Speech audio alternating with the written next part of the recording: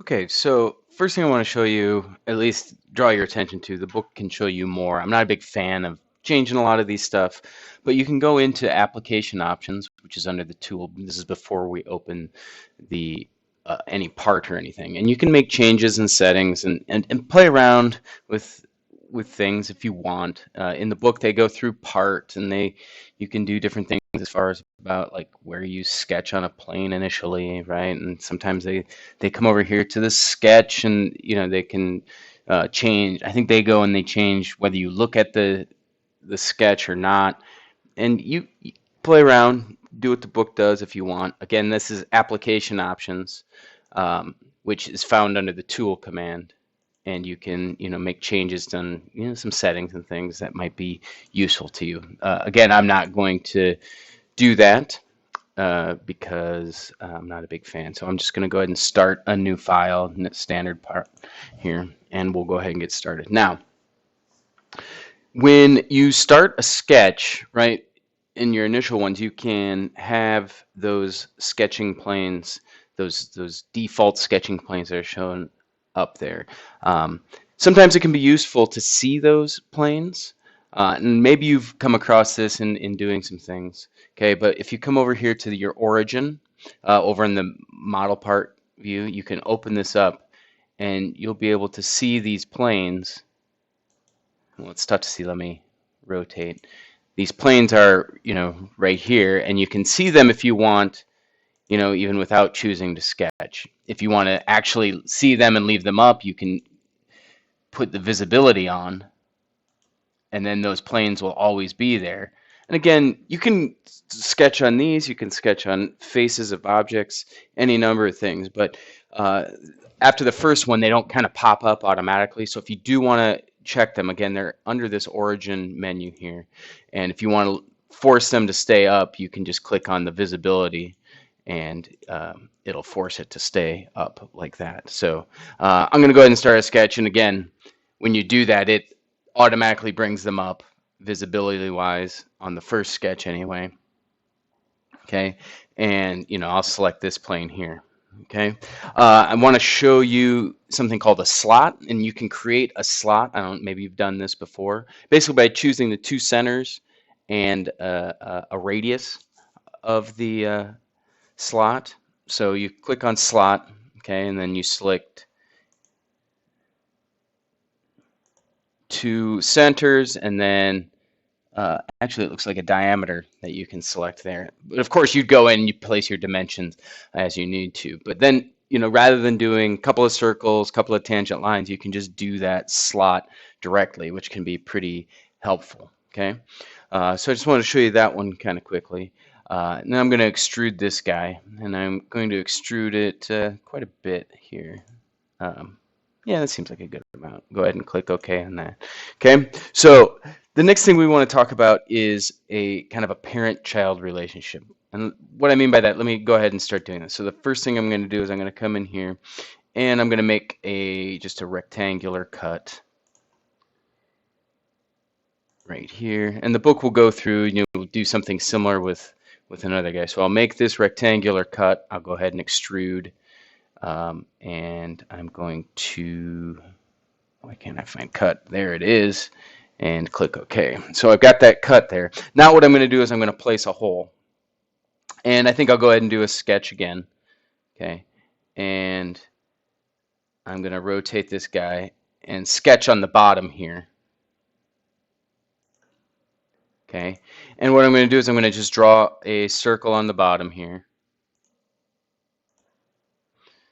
Click Finish Sketch, right? And then I'm going to extrude this, and I'm going to cut this guy, and I'm going to go through all like so and click OK.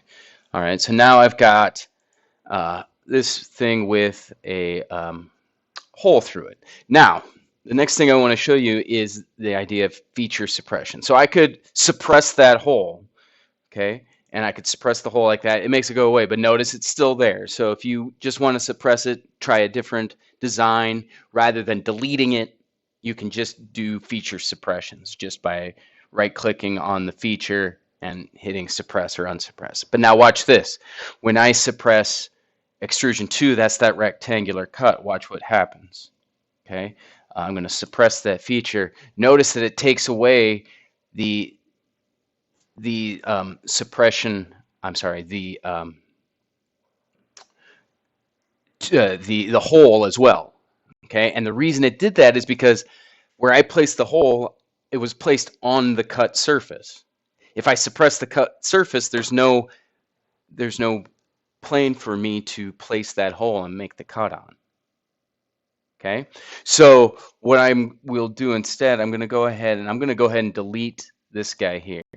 Okay, and again, it's asking if, yeah, I want to get rid of the sketches and everything. Okay, and I'll unsuppress this guy. Okay, so that's still there.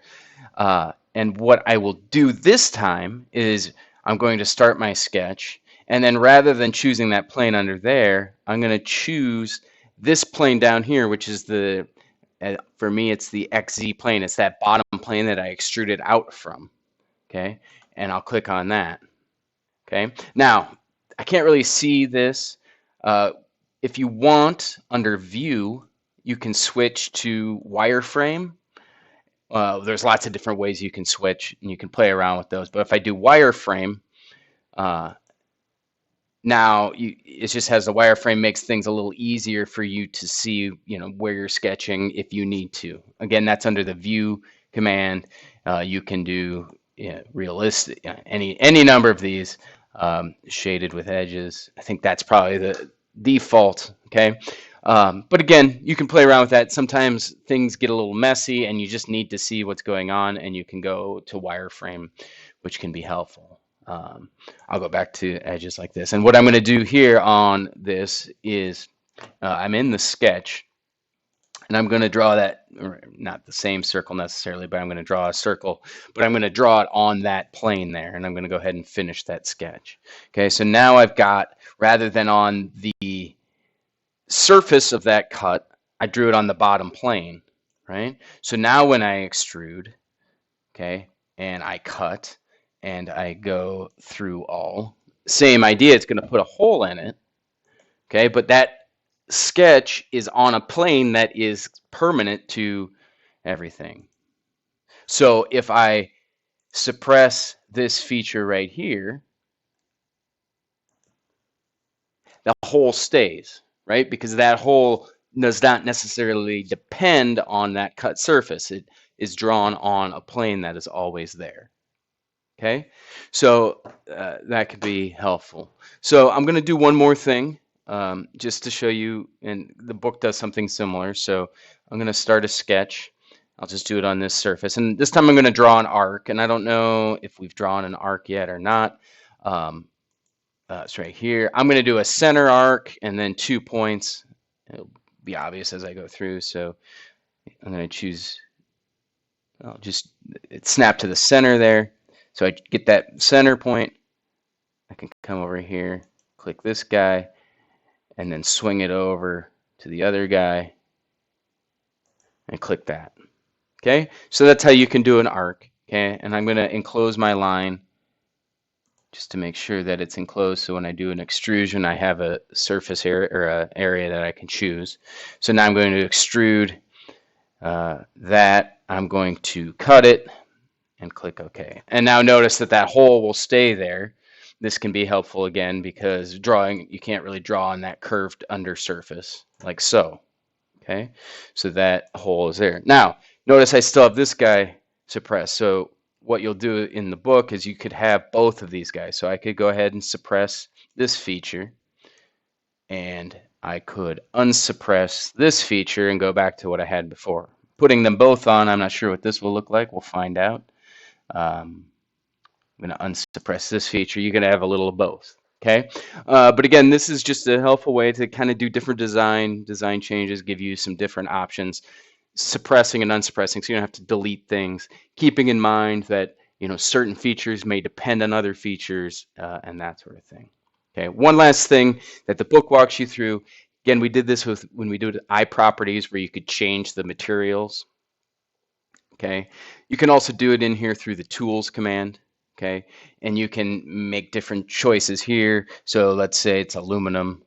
I could double click to make it aluminum. And in fact, I could go and I could make different, you know, mechanical properties, just different thermal properties, you know, Young's modulus, hardness, different things like that. I can change the color of it if I want, you know, any number of things. Again, I'm not going to get too worked up about this. This can be very helpful, especially when doing some finite element analysis. So knowing its ability to do that can be helpful. I'm not going to mess around with it. The default is fine for what we're doing in this class, but be aware you can go in again under the tools menu and mess around with the material, change its properties, so that you can perform calculations on it if you need to in the future.